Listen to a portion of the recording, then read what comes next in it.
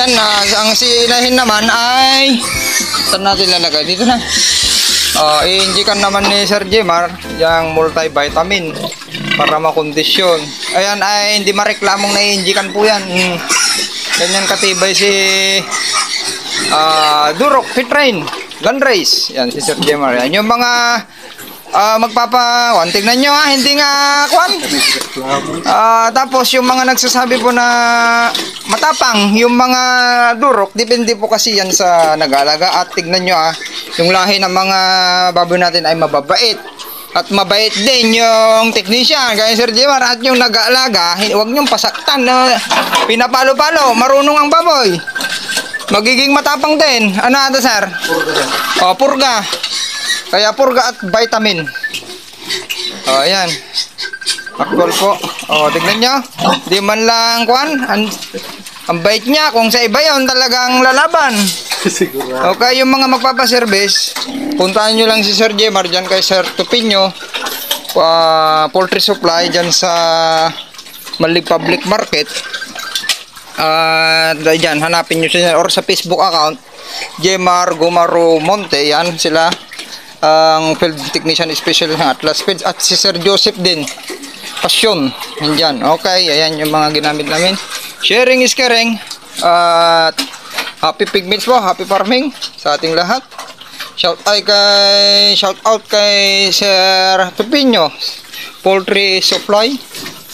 Ayan, kagaganda. Tignan nyo ang 50 kwan natin 50 days old natin mga gilt natin. Ito si Abe. Ito si Angel. Ito si Faye, ito si Dora, Camelia, at yun yung pambenta. Yan yung mga pambenta, diba? Ang lalaki nila, diba? Sharing is caring.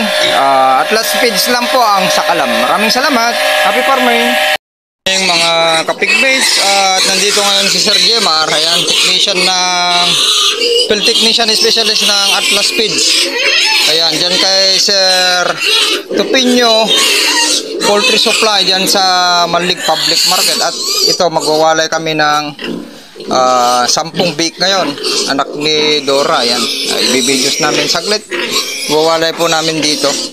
So, ayan yung dati na winalay natin. Kalalaki na yung mga anak niya, sa 50 days old. Okay, dito natin po na iwawalay. Sharing is caring. Ito po, kumuha kami. Ang gagawin na Sir Jemar ay vitamin at purga.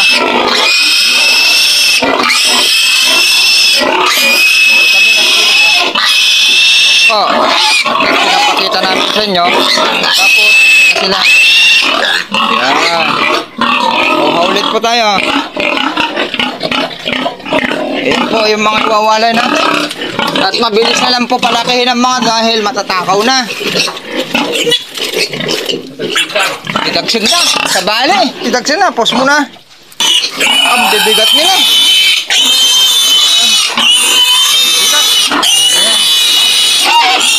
Iwawalay na po natin. Hindi natin papabutin ng mga 30 days old.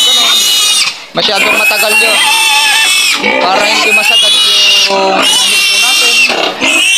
At makakabalik agad na maglandi. Papabalikin ulit natin. Ang target natin at least 5 to 6 days ay nai-ay na. Okay, cut muna. Sharing is caring. Gandang pang inain. May 16 po kanina doon. 16 dede. Nabuhay yung mga dede na lang. Magkakapantay. Ganda. Ayan. Sharing is caring. Buhay na buhay pantay at 16 yung dede. Kabibigat, kabibilog. Ang bibigat nila, iba talaga kung malahing durok.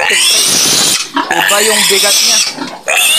Yung pag ilang line lang walang lahing durok. Magaan. Okay, yan ang luwang nila, ang luwang yan po nila. Okay, yun na po yung mga winalay po natin na kagaganda. Ay maglagay tayo dun ng dumi para dun lang sila sa walo iihi para malinis palagi dito sa kanila playing ground nila. Kuha tayo ng dahon saglit na malunggay para may pagkaabalahan.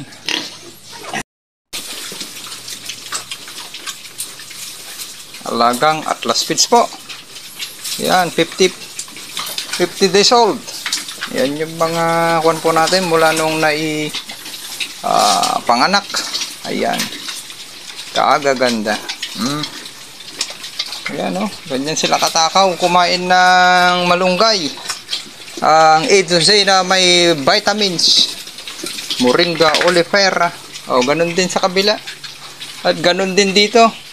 Yung bagong winalay po natin, ayan ay kumakain ng saging. Napaka-importante yan. At tapos na rin kumain ng malunggay. Yan. Yung, tapos, linagyan pa rin natin ng dayami po. Ayan, linagyan muna natin ng dayami yung mga pakainan kasi tataian nila kung makitang basa. Kasi yan, hinugasan natin dishwashing liquid. Tapos dun sa walo, may walo yan eh. Doon, sa gilid, doon. Ay, naglagay tayo ng dumi po doon. Lapit po tayo doon. Tara doon. Hello, Bella! Kamusta? Pati yung mga kwan natin, oh. Kagaganda. Upgraded na inahin po natin. Yan yung nanay. Yung mga nagsasabing matapang ang durok ay hindi po matapang. Nasa kwan po yan, pag-aalaga. Okay, kung paano nyo i-handle, wag nyo galitin, palu-paluin, para hindi kayo awayin. Yung mga inaalagaan ninyo, matalino ang mga baboy, isa sa may pinaka mataas ang intelligence ng mga animal. Yan ha. Biruin nyo yan, oh. Lapit na mag 30 kilos. Yan, 50 days old natin.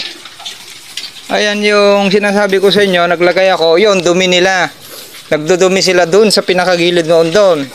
Linagay natin dayami na may dumi dyan, tapos naglagay pa tayo ng dumi nila dyan. Para dyan na lang sila dudumi. Turuan natin, matalino mga baboy, hahanapin yung amoy nila, amoy ng dumi nila. At hahanapin nila, dyan din sila magdudumi para yung mga painuman natin yan, maglagay muna tayo ng painuman dyan at pakainan na hindi dinudumihan. Maiwasan po natin yan na kinakain nila yung kanilang dumi ay dahilan para magkasakit po sila. Okay, ayan, lagyan muna natin mga kuwan para hindi dumihan.